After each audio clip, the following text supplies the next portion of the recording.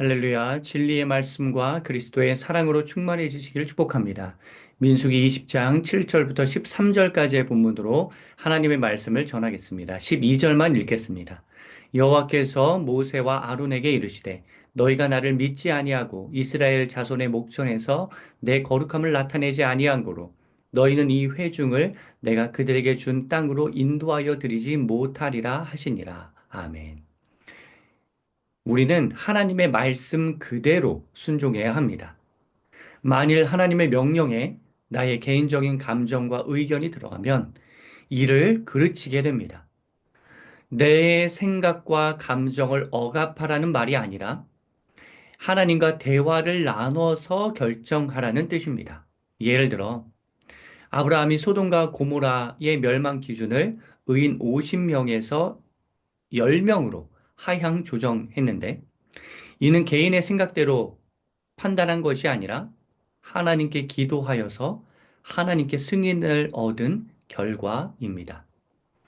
하지만 오늘 본문에 나온 모세는 하나님과의 대화 없이 자기 생각대로 행동합니다. 8절에 보면 하나님은 분명히 모세에게 반석에게 명령하여 물을 내라고 하십니다.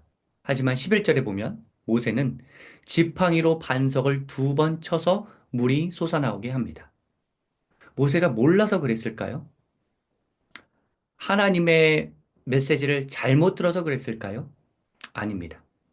알았지만 순간적으로 감정 컨트롤을 하지 못해서 모세가 지팡이로 반석을 2번 쳤다고 보여집니다. 2가지 이유를 제시할 수 있습니다. 첫째, 10절에 보면 반역한 너희여라고 모세가 회중에게 말하는데 모세가 이스라엘 백성들에게 반역의 무리라고 했던 적이 없습니다.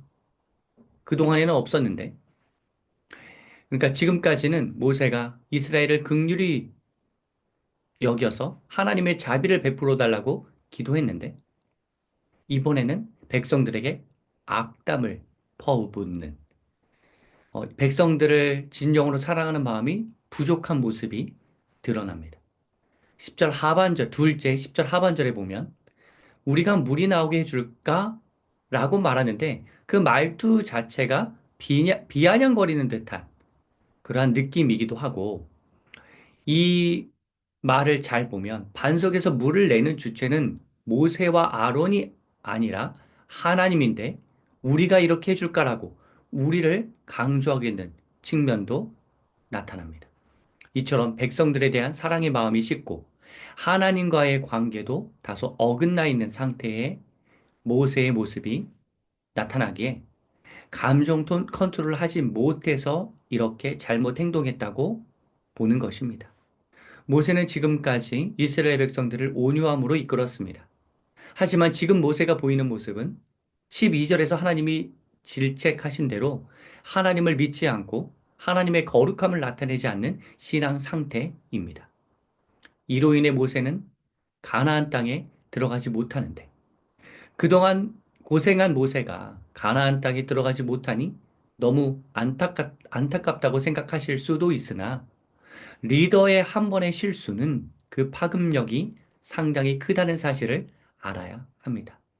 저는 개인적으로 감정적으로 이렇게 나쁜 쪽으로 변한 모세, 지금까지 보여주었던 지도자, 좋은 지도자, 온유한 지도자의 모습과는 너무나도 판이하게 다른 모세의 이러한 변화가 미디암의 죽음과 관련이 있지는 않을까 유추해 봅니다.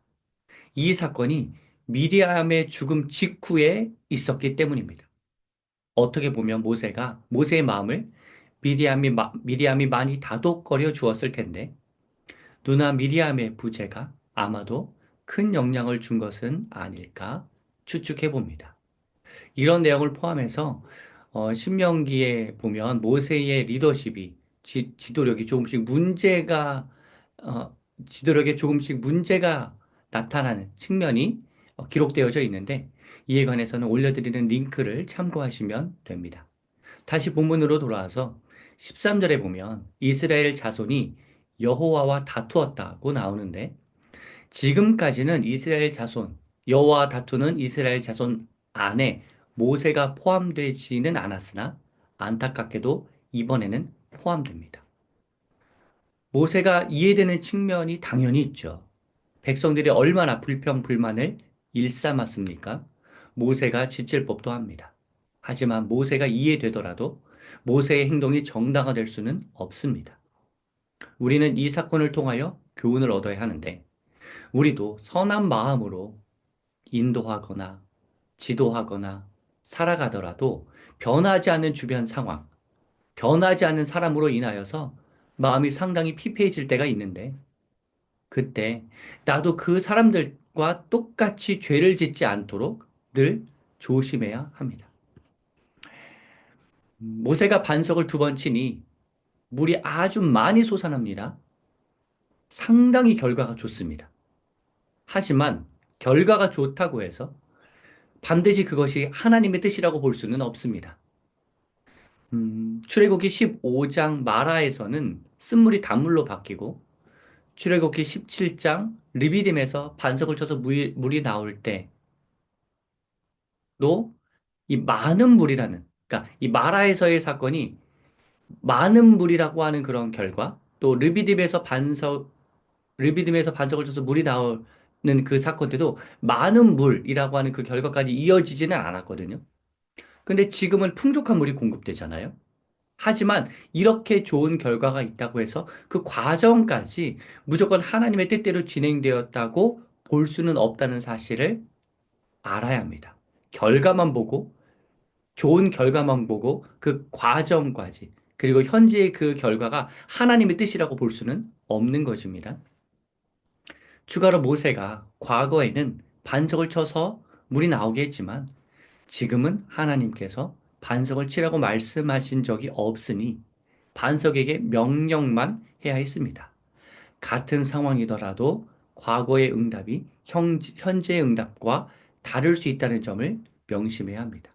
끝으로 13절 말씀을 주목할 필요가 있습니다. 13절에 보면 하나님의 거룩함을 나타내셨다고 기록되어 있습니다.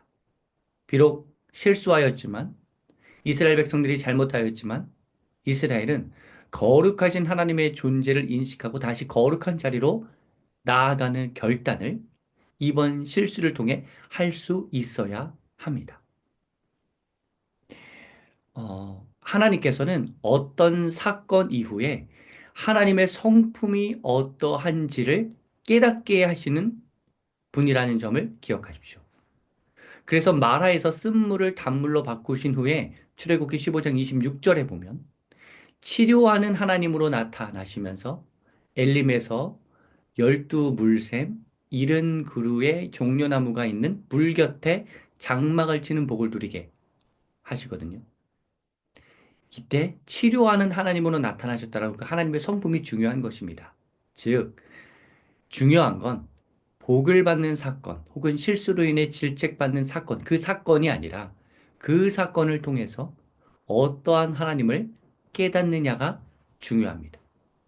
오늘 본문 말씀은 거룩하신 하나님을 깨달아야 하는 본문인 셈이죠.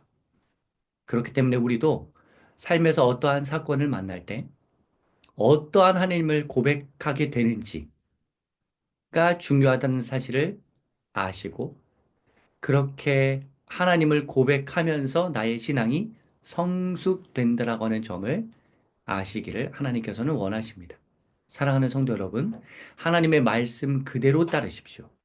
잘하더라도 한 번의 실수가 큰 화를 불러올 수 있으니 감정 조절을 잘 하십시오. 잘 변화되지 않는 세상에 사시지만 지치지 마시고 늘 말씀에 따라 행동하십시오.